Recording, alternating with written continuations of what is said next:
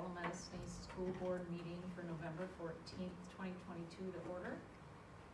First item is our Pledge of Allegiance. I pledge allegiance to the flag of the United States of America and to the republic for which it stands, one nation under God, indivisible, with liberty and justice for all.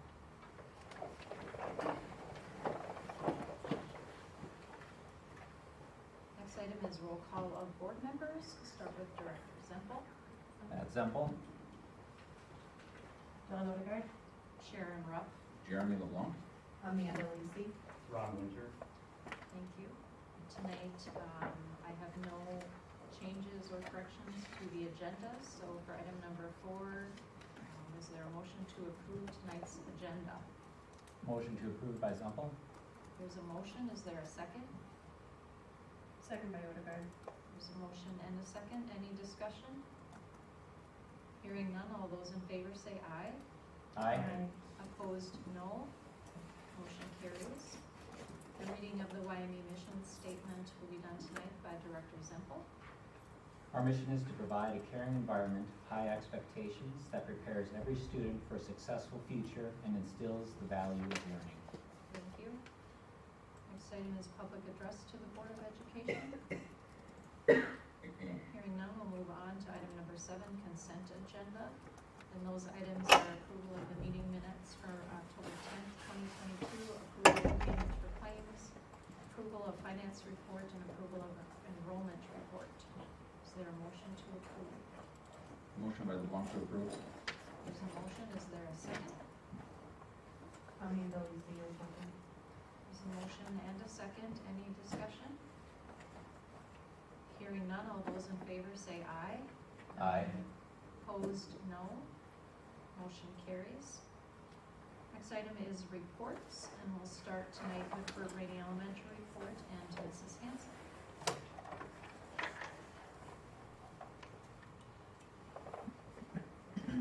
Good evening, everyone. First item on my agenda is it should be an active link to our November 4th Staff Development Day. So if you're interested in that schedule for the day, it is listed there. I think from the elementary point of view, one of our biggest pieces that day was a follow-up to our new math curriculum. That would have been the follow-up, the second one. And one thing that was really helpful with this was we were able to submit questions. The teachers were prior to the training, and that's how the trainers started the session, was by going through every single question and answering that, which was very helpful. American Education Week at Burt Rainey. Today we had Staff Appreciation Day, and there were a variety of activities to show staff that we appreciate them. Just a few that I want to mention. Classrooms signed up for bus drivers, custodian, and kitchen staff, and they delivered things or thank you notes or whatever it might be to all of those individuals. And sometimes we might overlook them because they're not necessarily always in our building, so we made sure to tune into them today. So thank you to all of the classrooms that signed up for that. Parent-teacher conferences are coming up, and that is a pre-K-12. Those 2 dates listed, the 17th and the 22nd. Just as an FYI, the elementary, so we actually used a different process this year. We used JMC, which you're probably familiar with that. You all have parent portals. They rolled out a parent-teacher conference scheduler piece. And so we did a test run, and we're like, okay, this is working pretty smooth. We did run into a few hiccups, but I think right now we've overcome them, and according to one of my assistants, I believe she said we only have 4 students in the elementary not signed up for a conference, which is probably the best we've now. Doesn't mean that they're not gonna all show, but at least all but 4 are signed up. And I know at least 2 of those, there was a specific reason why they didn't sign up. So we'll see how our numbers are after the next 2 conference nights. Just want to keep you, well, I'll go back actually to American Education Week. I kind of skipped through that, but you have the link there for all of the activities this week. Tomorrow we have classroom readers coming in. Wednesday is What I Want to Be When I Grow Up Day. Thursday is Sting, Pride, and Estimation Day, and then Friday is Thank You YME Community Day, and on our list it gives you a few more details on what that looks like. Back to number 4, ECFE events continue to be very popular. Just wanted to share some numbers with you. So we had our Amazing Apples classes, 29 students were registered. Pumpkin Patch, 24. Harvest Festival, 25, and we have not even posted yet for our upcoming gingerbread event, and there's already 15 on the list. So, you know, kudos to my staff who take all of that on. Also just wanted to acknowledge that when we do our roller skating unit in our physical education class, one of the things that we send home, because there is a cost to the students, and we're very open with families that, you know, if this causes any type of financial hardship, do not worry about it. You just return the form giving permission and don't worry about attaching the check. This year we had 32 families donate money in addition to what they were paying for their child, and that paid for students that could not afford to. So thank yous have already been sent to all of the 32 donors, but we certainly appreciate that as well. And the last item on mine is I just wanted to share, I know we've touched base on this prior, but the Fagan Golf Tournament, we're really seeing the rewards from that. They raised a considerable amount of money for Burt Rainey, $16,000 for our Healthy Snack Program, which will pretty much pay for this whole year. And not only will it pay for it, but it allowed us to open it up to 4th and 5th grade. And we've been able to purchase some additional fruit that in the past, especially as prices have gone up, we have not been able to afford. So we certainly thank them for that. Along with the Healthy Snack, they donated $6,000 to our preschool program, and they wanted that allocated. There's 3 rooms, and they would requested that that be allocated to new furniture. So that would be $2,000 in each room. And I just brought a couple of pictures. All 3 preschool rooms chose what I would consider like your traditional kitchen set, and so each of those rooms received a new set. It came on a semi, on a pallet, and it was about 8 feet tall, so that was pretty exciting. It all got unloaded in the entryway. According to Franny, he was very pleased with the quality, so they're already in the rooms being used. And then they also donated $9,400 to our future playground. So a special thank you to them. We actually were able to send thank yous to all the golfers of that, and the kids actually helped us more on the thank yous than what they typically would. So they did some first name, you know, they signed the cards and with crayon and marker, so it looked very nice, but those also have all been sent out, so. Questions for me?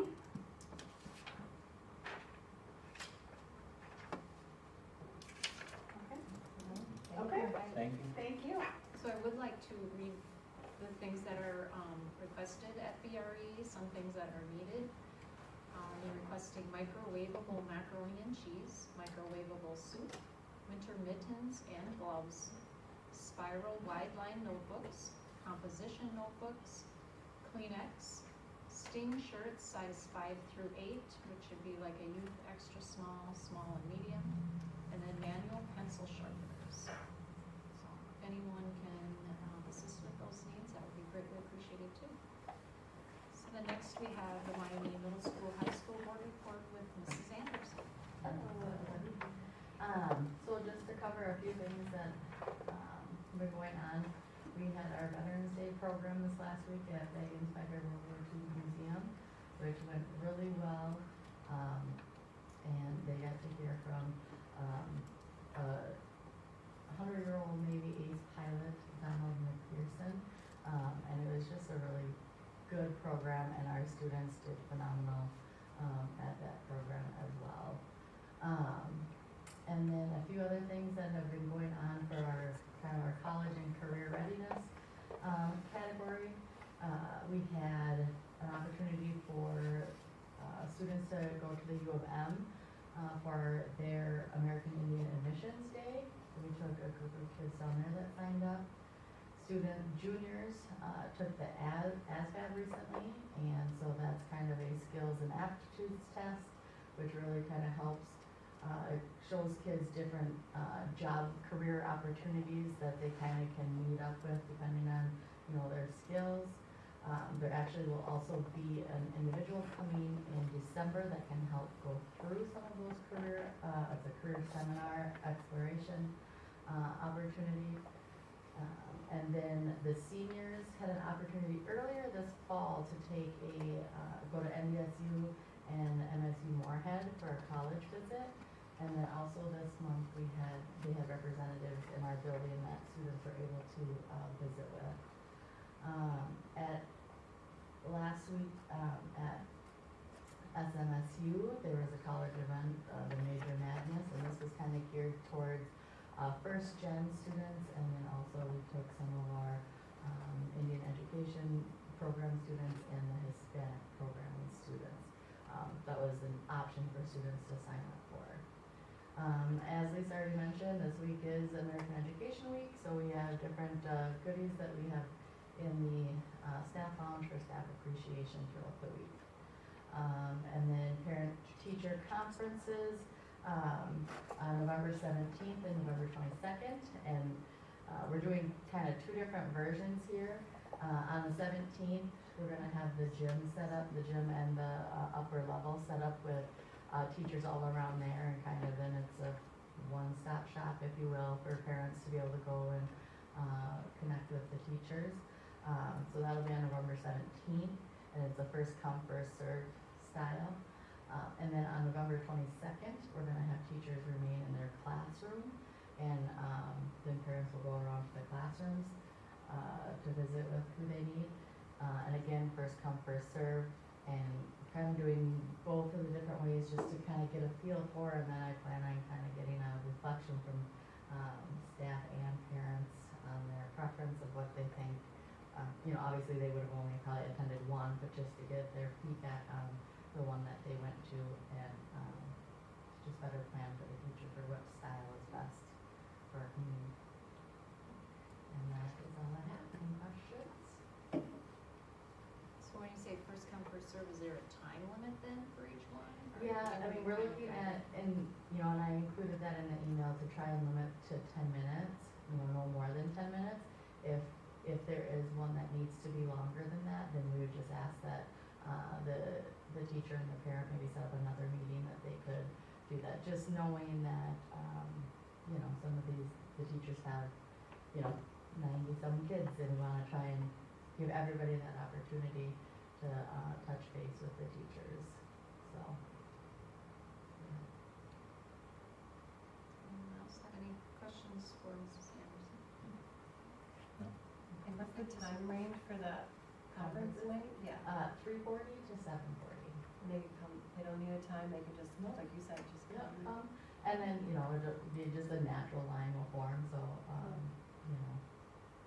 And there will be, I didn't put it on here, I think the FFA is putting on a meal opportunity for the benefits, the ANSEL benefit to go towards those costs for the family.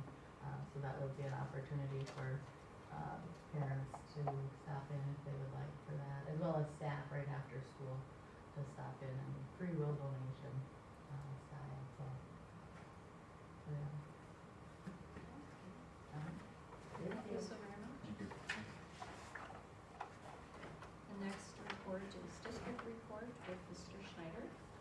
So just to give you a little update, you know, you'll see in the personnel here, we did have a resignation or retirement effective at the end of December for an elementary position, so we're working through that. We do have an applicant, and so we hope to have some good news here later this week about that. So little update on the Missouri River Valley CEO program. I know we've been working on that for quite a while.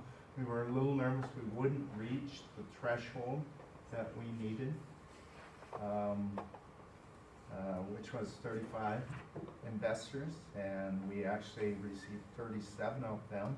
There's still opportunities for businesses So what it is they'll host some of these classes or speak on a certain topic.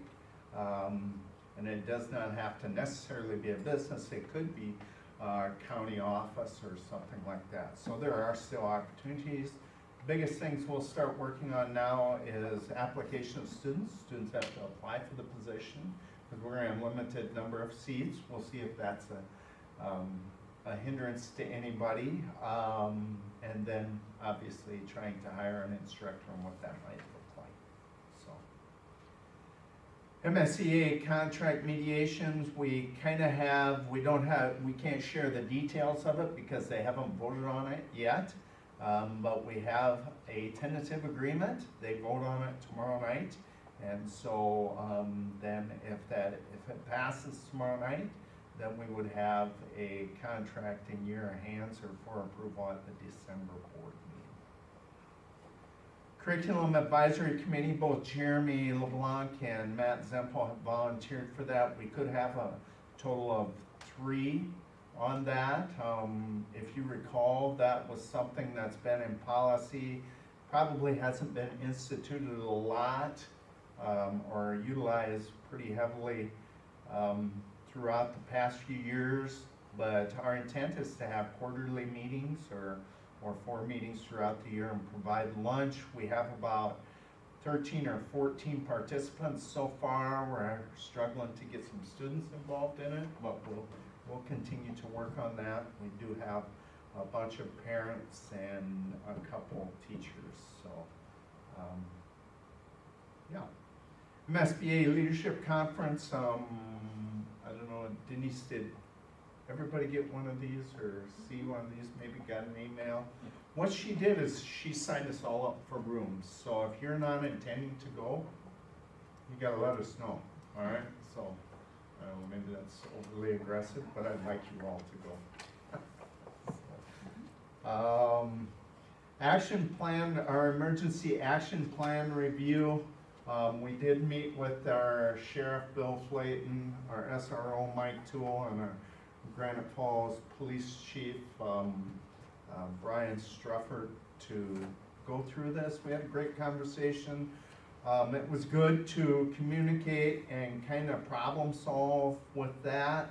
We will have another meeting where our intent is to involve some other people, including our fire chief, Ryan Haar, our EMS manager, Jennifer Jager, and our USC police chief, Dan DeSmit. So just broaden it a little bit, get those people.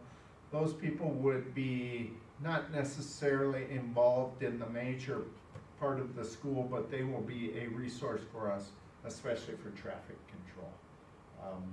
We obviously have to do the handoff if we're having students return to their parents. We need to have a reunification process that involves just school people, because we can't hand that off to another entity. So, as both the principals mentioned, American Education Week, thank you to you folks for purchasing meat and cheese tray by Denise to be delivered tomorrow. So that is something the district and the school board has done in the past few years, and I think the teachers appreciate it. A couple more things that didn't make our my notes here. There is a band concert tomorrow night, so kudos, we got those off of a board meeting tonight. So we do have coming up in December a scheduled meet and confer. That means that we may need some board members for that meet and confer. That starts at 5 p.m. that night. We did have an American Indian Parent Advisory or a Family Advisory Committee meeting last week. We talked mainly about the budget, and we are spending more than what's available in that budget, but we're asking that Upper Sioux community to maybe help out a little bit more so that we can continue to offer scholarships to our preschool kiddos. And then also Leah who's here tonight, talked a little bit about consultation, tribal consultation, and the Achievement and Integration Program, which is a required component of that. I did get approached about putting up a TP for the month of November. We'll take a look at that, some logistics wise. I think that was last done in 2008 or 2004. But it was done a while ago as part of Native American Heritage Month. So still working on the logistics of that, where it will be, how long it will be up, if it will impact traffic or anything like that. All right, and that's all I have. Questions for Mr. Schneider? Then we'll move on to celebrations and recognitions, and I was really pleased to see the length of this document. It just means that there's really great people and really good things happening here at Wyoming. So we'll start with the elementary BRE. Thank you to Tim Knapper and Alyssa Hoffman for their help in setting up the BRE Veterans Day program. Your help both during the practice and for the event was greatly appreciated. Thank you to all of the Burt Rainey Elementary staff members who continually assist covering classrooms when no subs are available. And a special thank you to Mariella Klaus and Carrie Shackelford for constantly rearranging their schedules to ensure classrooms are covered. Thank you to Janie Goldberg, Wyoming social worker, for organizing and facilitating the Kindness Rocks project at BRE and throughout the Grand Falls community. Your time and efforts are appreciated by students, staff, and families. Thank you to our social workers, Tammy, Amy, Jamie, and Sue, for organizing activities during Bullying Prevention Month. And thank you to the second grade teachers, Jenna Lisi and Becky Lyseth, for their creative and thoughtful project that allows students to eat lunch with their teacher. I have no doubt your students will remember those times for years to come. Thank you to Tammy Ziski, Jen Levitz, Alyssa Hidalgo for the cat-like reflexes at BRE. Your expertise is appreciated, and I'm sure there's a story there. Thank you to Sophia Blue for jumping in and quickly becoming an excellent support person for our students and staff. We are so glad you joined Burt Rainey Elementary School. Thank you to Luann Kozlowski and Jenna Lisi for assisting with our facilitating our October 19th staff development workshop. Your willingness to host and organize collaborations surrounding our new math curriculum is appreciated. Thank you to Beth Jane, Megan Smallman, Tim Knapper, Melissa Hoffman, and the custodial staff and all of the BRE staff members who assisted with planning and setting up for the BRE Veterans Day program on Friday, November 11th. From the middle school, high school, thank you to Adam Savriego for always being a strong advocate for our Indigenous students. Offering to host Dr. Heather Mueller from MDE was a fantastic idea and highlighted the work you and the USC Board of Trustees have done in conjunction with the Wyoming schools. Providing the opportunity for an Indigenous Studies class helped open the door for some of our students to experience a college-level course is a great example for a strong partnership. Thank you for your work. From the district, thank you to all staff for their assistance with the Veterans Day program at the Fagan Museum. Special thanks to the music teachers, Kate Davidson and Elliot Sorensen, for their work in preparing and performing for the program. Many compliments were received. And thank you to Denise Strike and Crystal Eniga for working out all of the details and the many trips out to the museum. So again, many great things and great people here. Next item is committee reports. We'll start with negotiations committee. We had MSEA mediation on November 3rd. Mr. Schneider mentioned that we do have a tentative agreement that MSEA will vote on tomorrow. Then Buildings and Grounds Committee met November 9th. Who would like to report on? Everybody's looking at me. Ron, Okay. go ahead. I'm gonna call him Ron. We met, was it Wednesday last week? And talked about, we kind of went through our capital outlay long-term facilities worksheet and just updated on what has been purchased on that and what is still outstanding.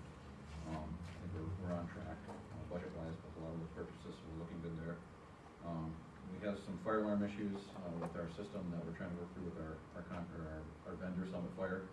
They've been a little hard to get a hold of lately, so, Rich and staff are working through, trying to get that, fixed.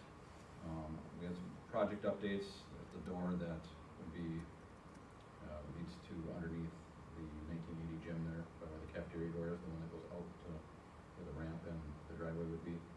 We're waiting for a door frame, or a cable order for that door frame, and then a key fob addition, for deliveries. And then the roof, update, which is, the roof is done. They were gonna come back and put some, trim and flashing around the outer walls yet. I don't know if that's been completed or not. As of Wednesday, it had not been.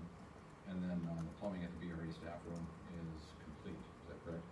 Yes, Okay, and it looks fantastic. yeah, good, And we have hot water. fantastic. So, it's well received, Yeah, oh, awesome. absolutely. Okay. And then, we went over the budget for snow removal and sanding, talked about whether, we have enough in the budget, given we may have some, new tasks, since the city doesn't haul our snow away for us anymore. So whether we have that cost in our budget or not. Our minivan, we are still 10th on the list, but they have informed us that we're no longer gonna be able to get a 2022 model year Toyota van, because they're not producing them anymore. So we're, first in line for a 2023 model, but that also means we may have to incur more cost with the new model update. So, but we don't know what that is yet, because they don't know. So hopefully we'll have more on that soon. We also, we brainstormed a little bit about a vehicle purchase to replace, and the gray van that we have is gonna be up in this 10-year cycle next year. So we're gonna have to replace it with something, and Rich was gonna get quotes, based on some of the ideas we came up with to see how it fits into our budget. The playground, there has been no update yet. I think we're still waiting on some things there. We talked about, priority list for, we didn't have a priority list, but Rich and staff were putting together a priority list to replace projectors and smart boards with the touchscreen monitors. And then we put together some ideas for big projects for next year that we might need quotes for.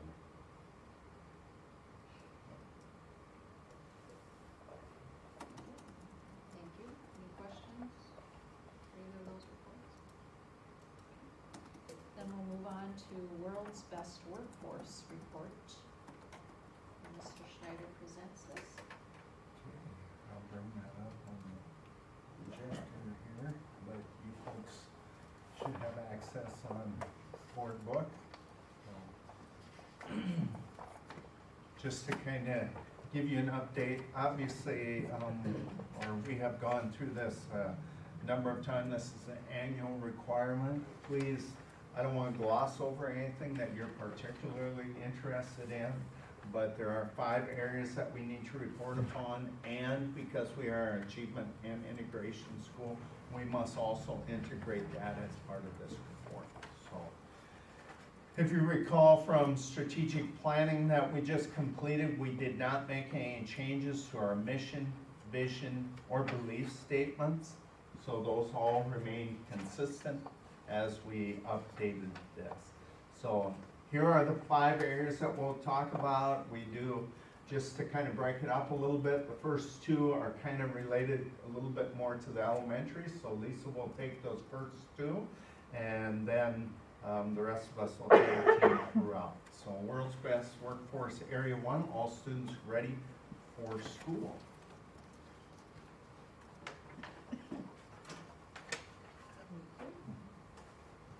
I just wanted to start out by sharing this readiness skills checklist, because this first area really focuses on this particular checklist. And so a couple things that happened a few years ago was preschool and kindergarten staff got together and created this 2-sided checklist, and so it really is used for preschool teachers as areas, goals, benchmarks to work on throughout the school year.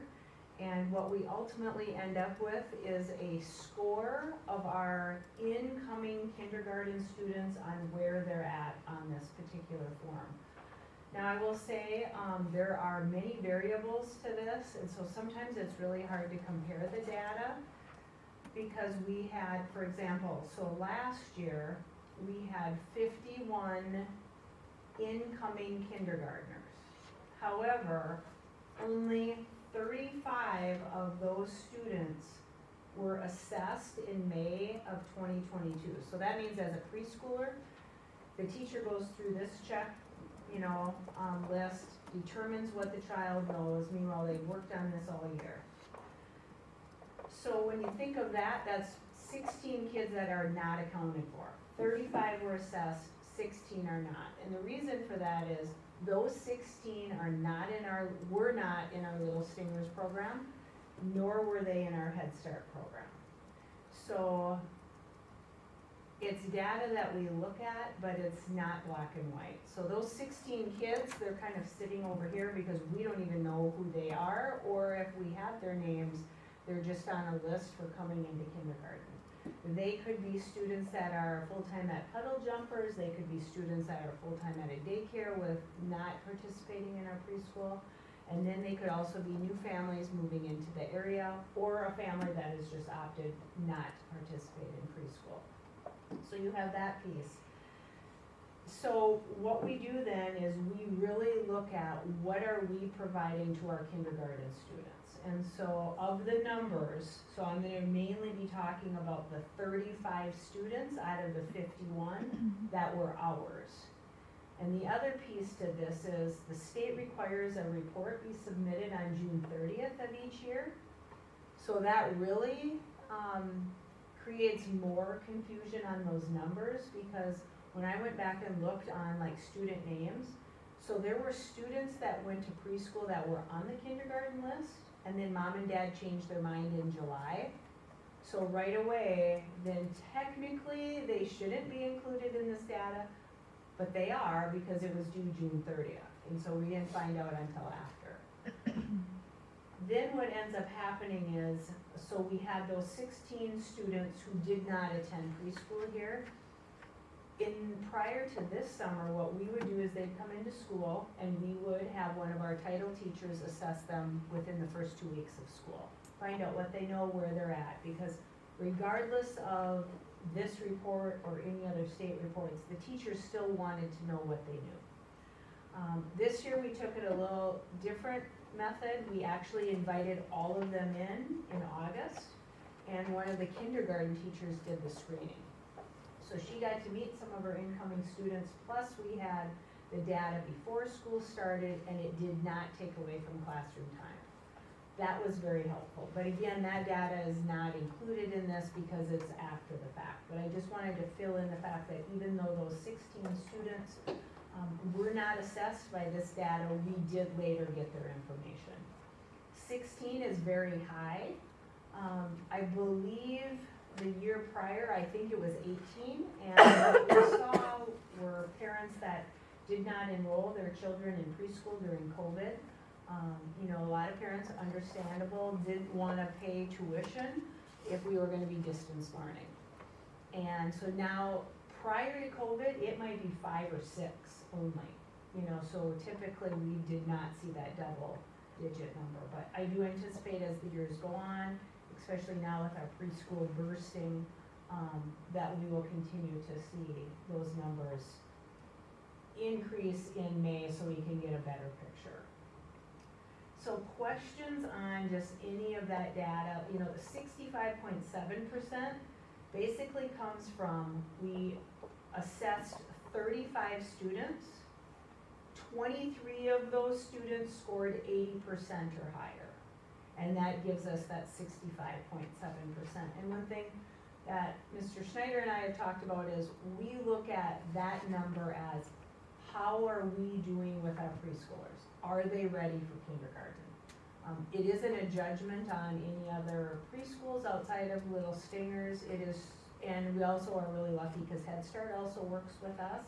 So because they're in-house, they also do this document as well. So they are included in those numbers. Any questions? Okay. Just some improvement strategies that we've done in the last couple of years. We spend a lot of time providing time for, especially for preschool and kindergarten staff to collaborate. And there are things that, like kindergarten kickoff. Preschool staff are there assisting, it's wonderful. They are the people that our new students know, the families are familiar with them, they're a familiar face. Preschool staff also help, and so do some of our kindergarten with preschool screening. Camp kindergarten happens in the summer, we always get preschool staff that are willing to assist with that. And then if you ever see any of our ECFE activities, in action, it's both groups. You know, preschool and kindergarten are active in that. Our preschool staff attend training directly related to preschool. Part of our parent aware rating is we have to demonstrate the type of training that they get. And I would say prior to 5 years ago, our preschool staff were not always involved in all of our staff development days. They are now. I can't think of the last time they were, it's just an assumption. We have a staff development day, they are part of it. They're also constantly reviewing the preschool curriculum that we use, which is called Creative Curriculum. Just last week, they asked to meet with me and they had some updates. We also have a lot of great resources outside of the school that we utilize to support that program. And that is a pre-approved program that is highly recommended that we use. And also just noting that support staffs support the instructional plans, and that would be all of our phenomenal paras that work in our preschool rooms. Any questions on preschool?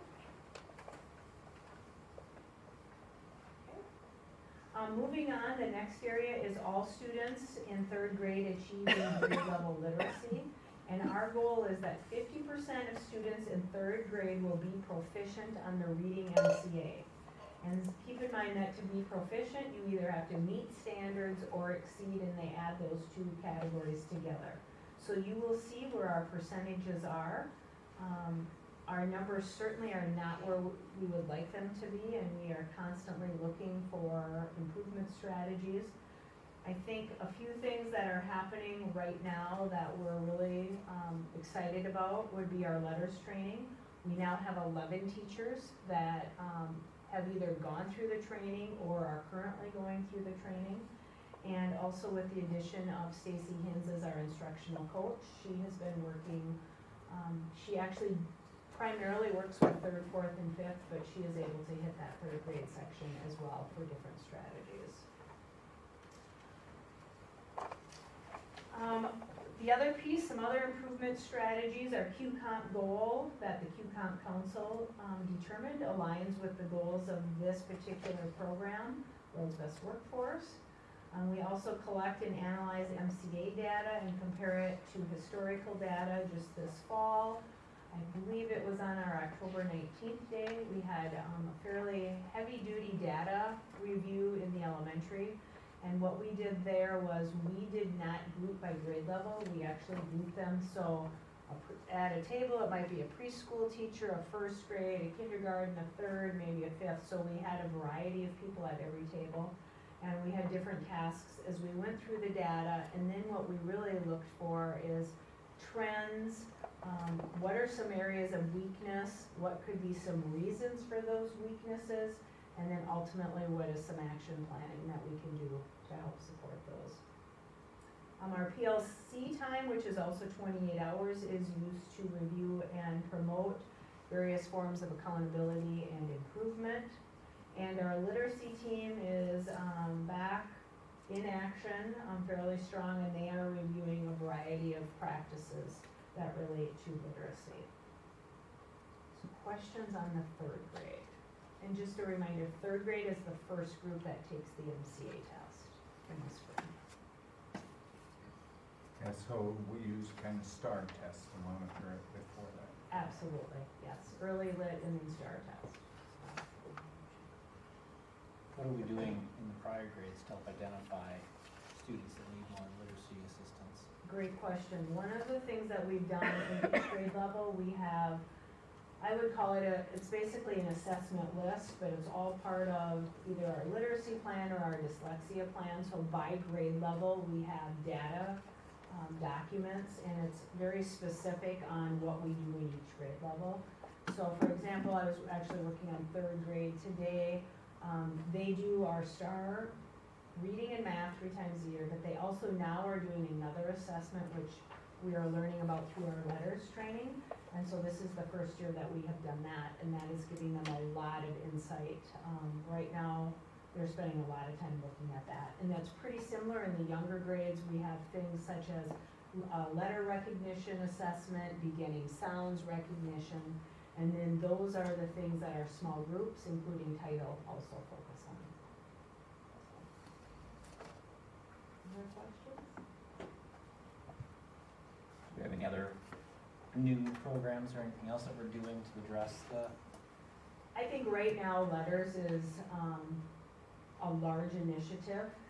It is really changing how, at least for me, you know, I kind of view myself as old school teacher. Then we kind of went through the new period and now we're looping back to some of those ways of science of reading and how you teach reading. I think some of you probably learned phonics at a young age. There was probably a decade plus where some of that was not necessarily pushed in the elementary schools, and now we're getting back to that. The other day, I was in and out of classrooms and I walked in and a 5th grade teacher was teaching a very detailed phonics lesson. And I sat, and first of all, I was super impressed. The kids, the room was completely quiet, and they were working on different pieces of phonics, which a lot of people would say, well, why are you doing that in 5th grade? Well, we still have students that need that.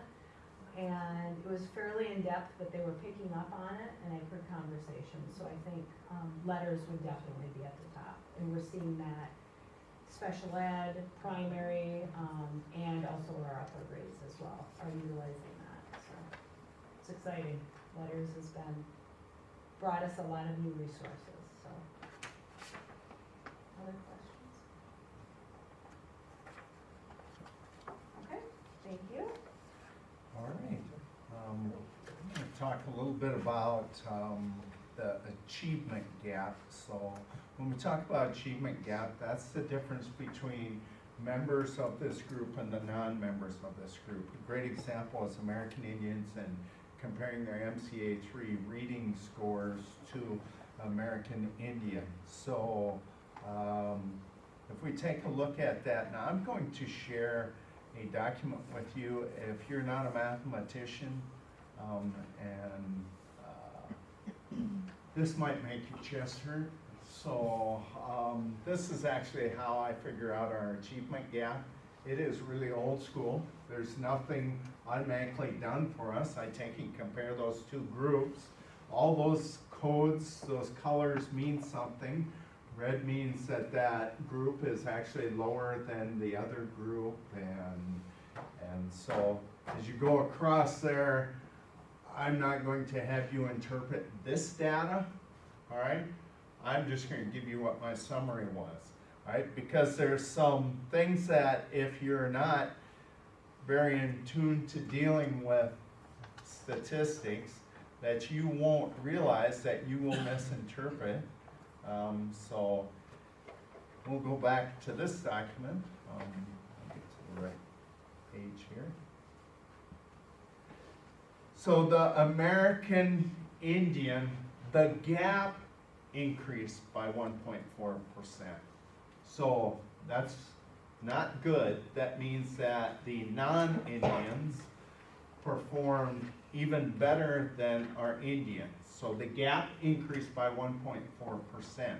Now, there could be a couple of reasons that happen here, and keep this argument going in your head that the non-Indians improved and the Indians decreased, or both groups still could have decreased.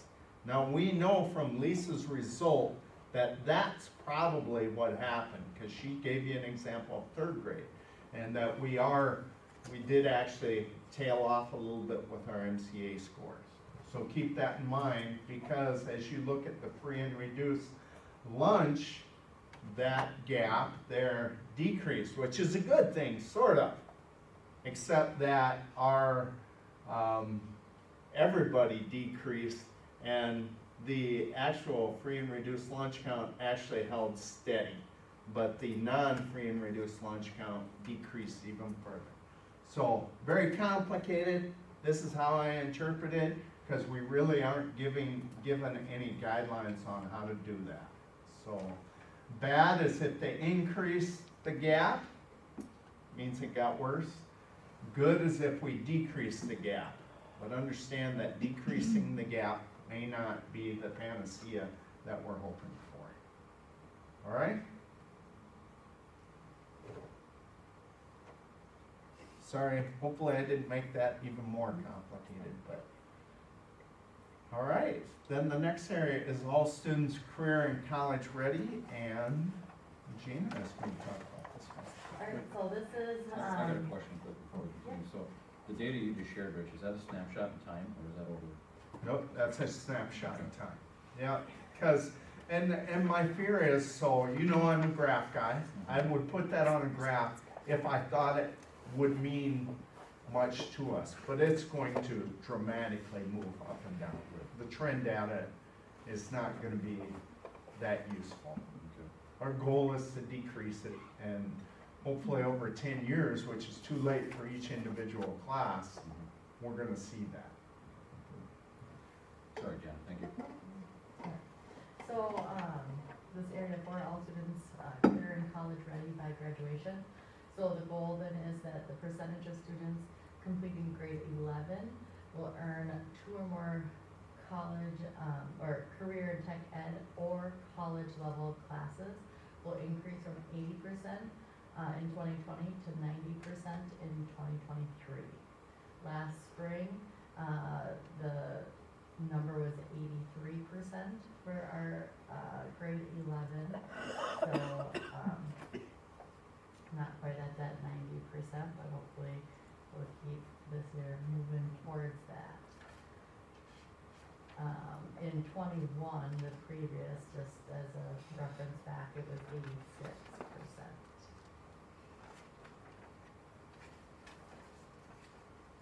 So, just a few other things regarding this area. We do offer a variety of career and tech ed courses through the Minnesota River Valley CTE, in addition to our facts and ag and industrial tech areas here on site. And these are open to all students to be able to take. And then we also have our students meet with the success coach in order to help them plan for their path for their career.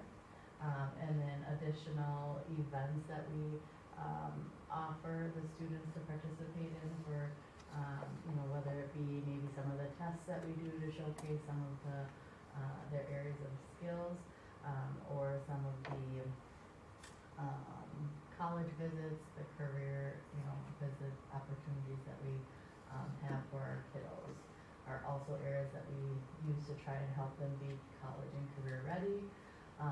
In addition to not on there, but also that ramp up curriculum that they go, that at the different grade levels are supposed to be an opportunity for students to also kind of look into the different options of careers and colleges that are of interest to each of them. So I think that's it. Any questions?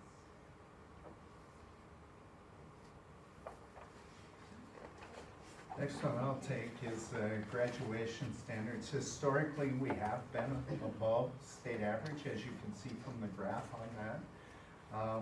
We are projected. Now understand, we don't get the final graduation results till February.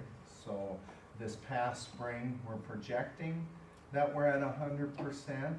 I'm speculating that one of our students didn't cross the finish line until after July 1st, so at worst we'd be 58 of 59 if we have all of our enrollment MARs scrubbed out correctly. So 58 of 59 would still be pretty good in comparison to the state average. So 98% is the last one that we have, which was 2021. So not this last spring, the spring before. Questions about graduation rate? What is the state average? The state average, Is it like seriously Is that the 85%? 83.8 or something? The state is 83.8 for 2021.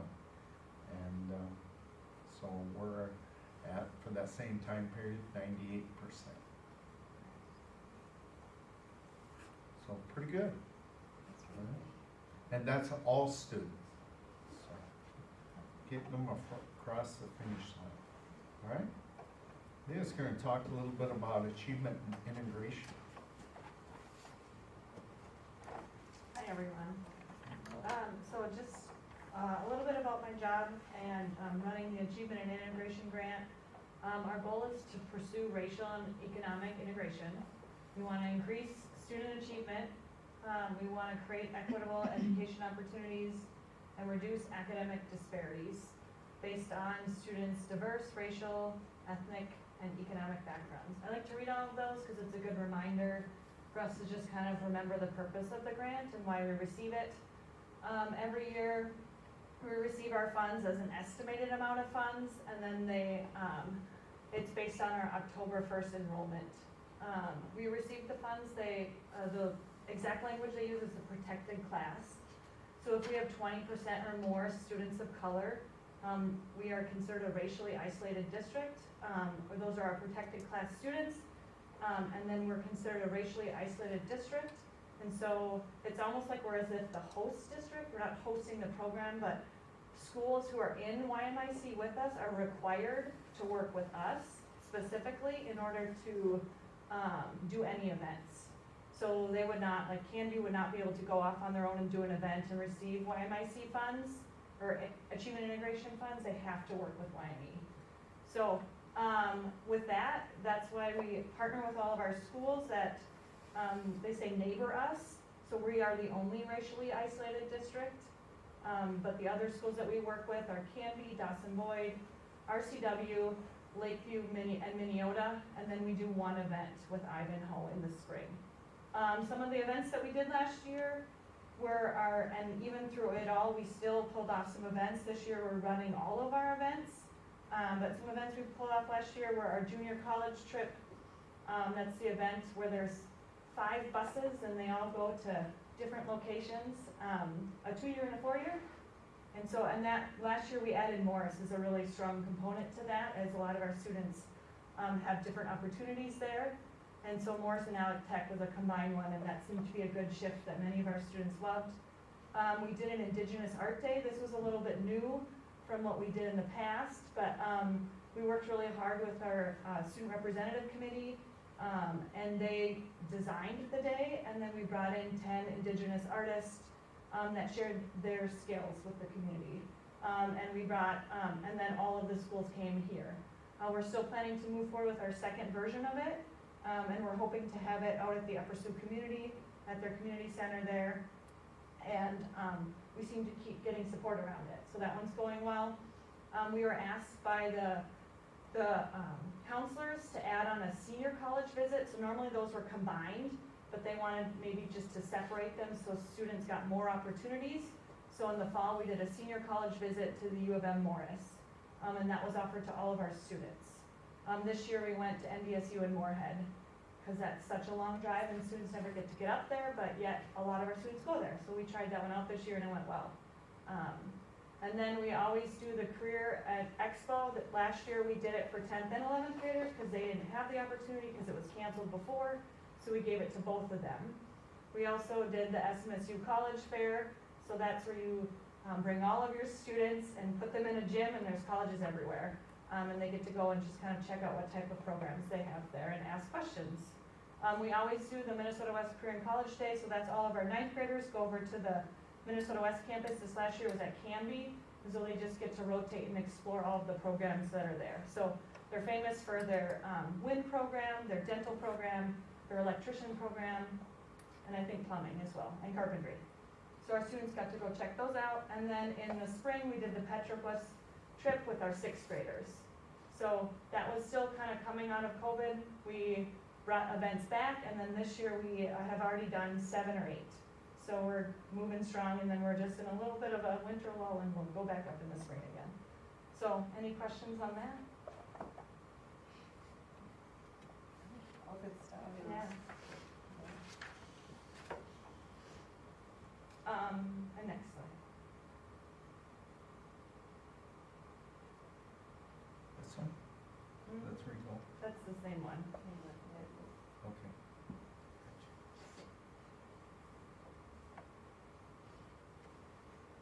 Is it not moving? No. Oh, okay, I know why. No, I get it. I'm a little slow. There we go. Thanks. So we have three types of goals, and that we follow. And again, I like to read them just so that we remind ourselves of the kind of the theme of what integration is and why it exists. So we reduce the disparities in academic achievement among all students.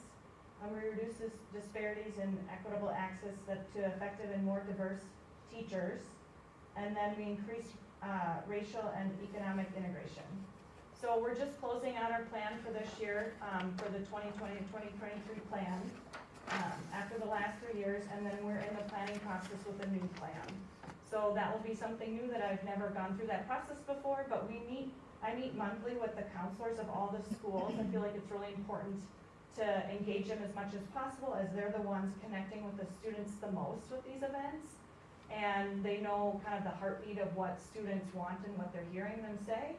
And so I connect with them monthly, and then I also attend the PAC meetings as a new process, as a part of the going into the new plan, as it requires a signature and approval through them. So that will be something that we kind of integrate together and seek a lot of input. Any questions on that? Mrs. Anderson touched about this a little bit as well, but one of our goals is that we increase the percentage of students who earn a CTE course, 2 or more, or a PSEO course, a college level course, and we increase it by their grade 11. And really the theme of this goal is that students just get experiences, so by the time they leave YME, they just have a little bit more understanding of what they want to do. So some of those things, the ways that we would count this, and technically we would pull their transcripts in 9th through 12th grade. We look and see what classes they took. So classes would include like intro to welding, intro to advanced woods, intro to facts, foods and nutrition, basic repair. But then we also would add on any of the courses that they take out at the college, our CTE classes, the Minnesota River Valley ones. So health careers, CNA, welding, and all of those are receiving college level credit and high school credit for them as well. And then we also have lots of classes in our building. So all of our teachers that teach College Now classes, so they call them concurrent classes, where you're in high school, in the building, but you're earning college and high school credit at the same time. So we have sociology, we have human diversity, it's our English class, we have academic writing, there's more. There's lots of math classes as well, calculus, trigonometry. And then another way that they can do this is our REACH class as well, our survey of Chem. So really we're just kind of looking deeply to see what type of classes students are taking. And we went up to 83% in that, and then we'll measure again. I'm not sure if this actual goal is valuable for the future. We'll learn that as we kind of keep going. Definitely the experience is valuable, but I'm not sure if this will continue to be the trend to go up.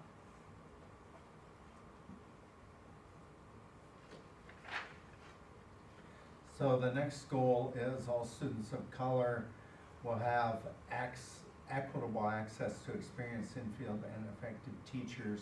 We wrote specifically within the achievement integration goals of the plan that our goal was to increase the diverse staff available to our students. Right now, currently, we have one student, or one staff member, one certified staff member representing this group.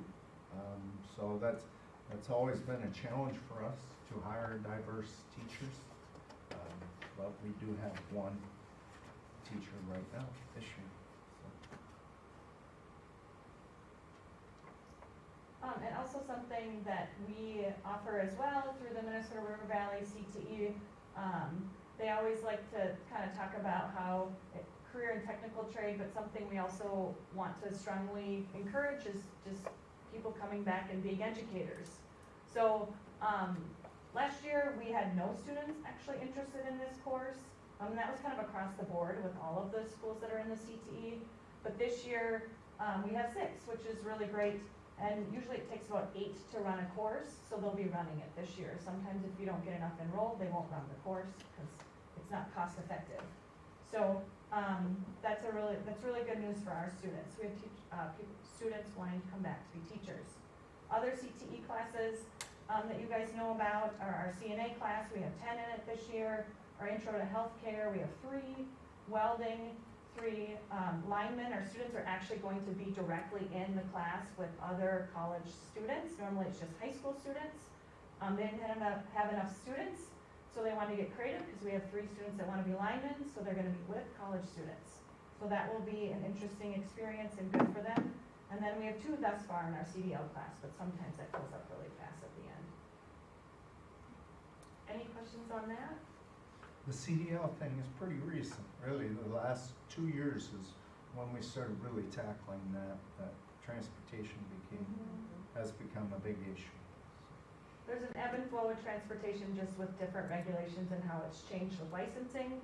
So that's a little unfortunate on how you might see the change in enrollment, because you don't come out with your license, and that's always the hope for students currently right now.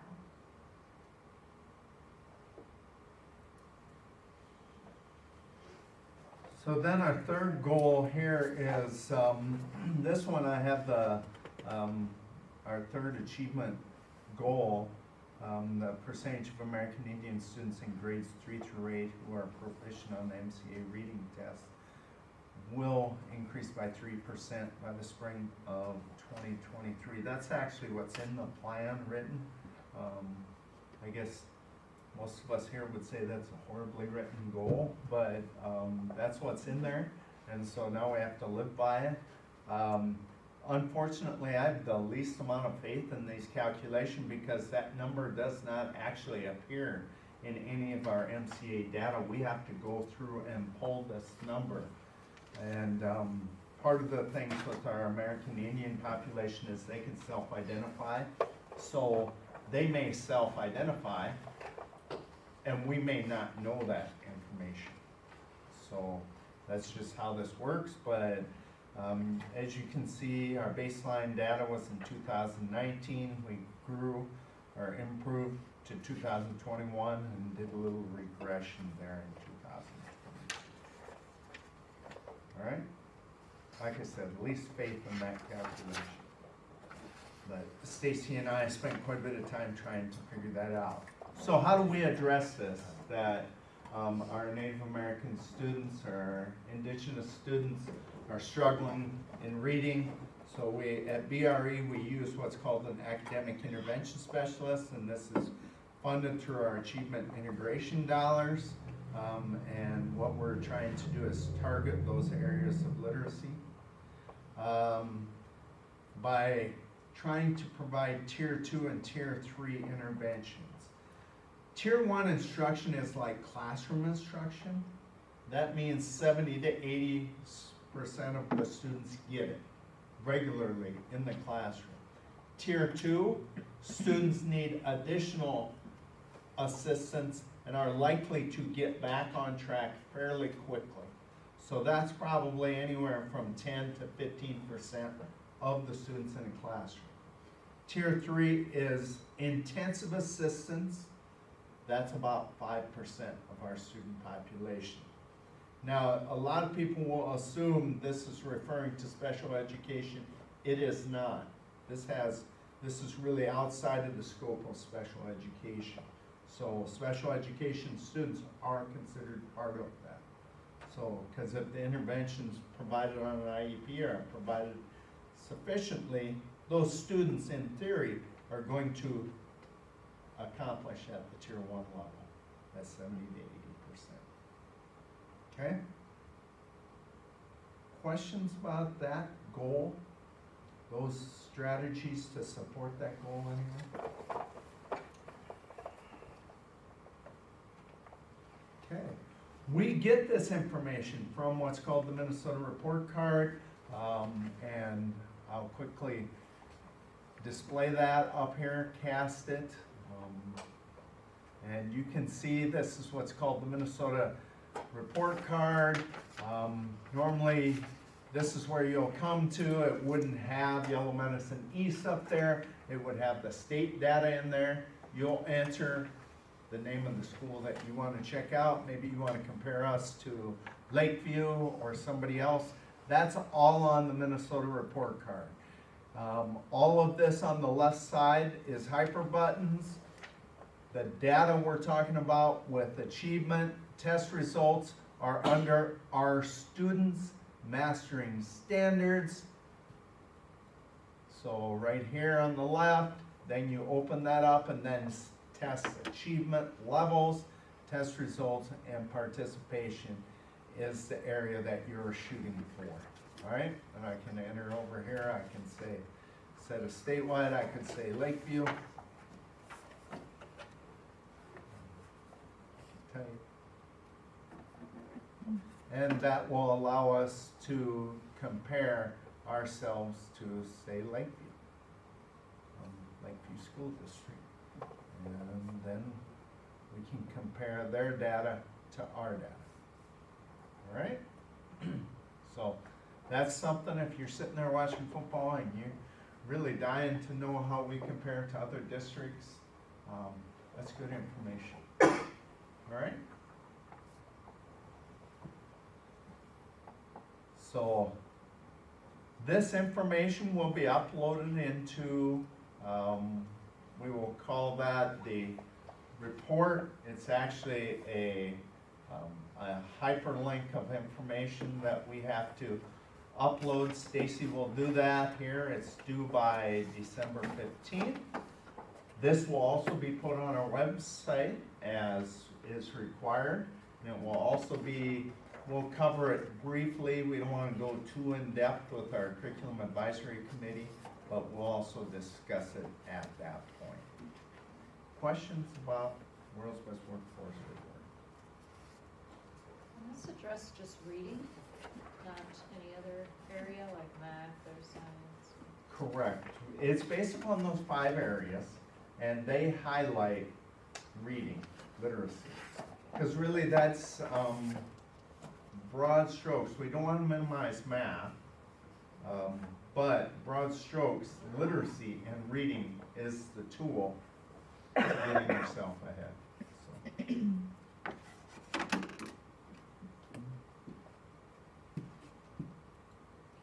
Any questions? Covered it pretty thoroughly, so thank you all. Then we'll move on to new business, item number 9.1, our personnel items. We have 2 resignations, elementary teacher Trish Jessen and a junior high volleyball coach Chelsea Torby. Is there a motion to approve those 2 resignations? Motion to approve by Zempel. There is a motion, is there a second? Second by Winter. So this is motion and a second, any discussion? Hearing none, all those in favor say aye. Aye. Opposed, no. Motion carries. And I would just like to recognize Trish Jessen for all her years as our elementary teacher, going way back to elementary teacher in Clarkville. She's been phenomenal. So thank you. And we have 2 new hires to approve employment of our junior varsity softball coach, Christy Clausen, and approval of employment for assistant dance coach, Chris Neardahl. Is there a motion to approve? Motion to approve by Odebert. There's a motion, is there a second? Second by Lacy. There's a motion and a second, any discussion? Hearing none, all those in favor say aye. Aye. Opposed, no. Motion carries. Next item is to canvass the results of the November 8th, 2022 general election. And we have those on board book. Yes, there's a resolution that will pass to accept those. Jeremy LeBlanc had 1,981 votes, Ron Winter 1,914. And Laurel Christensen as a write-in received 300 votes. Top 3 vote getter.